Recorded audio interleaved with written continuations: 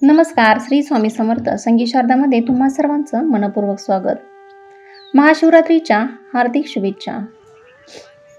आज महाशिवरात्री आहे आणि आम्ही रेणावी येथे प्रसिद्ध तीर्थक्षेत्र रेवणसिद्धच्या मंदिरात आम्ही आलेलो आहोत.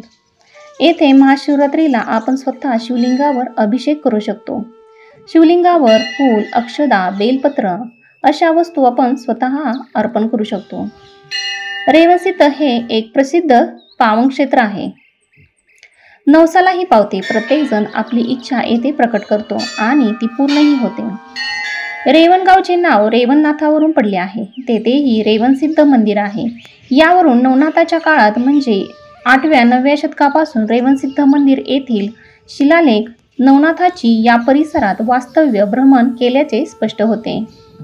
तर आम्ही येऊन रेवणसिद्धनाथाचे दर्शन घेतले, श्रीफळ अर्पण केले.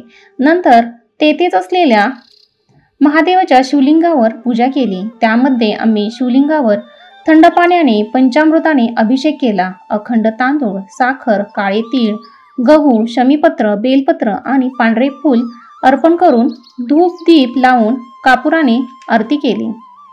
महाशिवरात्रीला प्रत्येकजण अशा प्रकारे अभिषेक करतात. आम्ही लवकर गेल्यामुळे खूप प्रसन्न असे वातावरण होते. मंदिरातही आज पूजा अभिषेक करून मनाला अगदी प्रसन्न वाटले.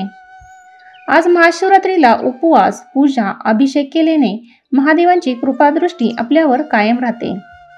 या उपवासाने महादेव प्रसन्न होऊन आपली इच्छा पूर्ण करतात. ओम नमः शिवाय. श्री स्वामी समर्थ.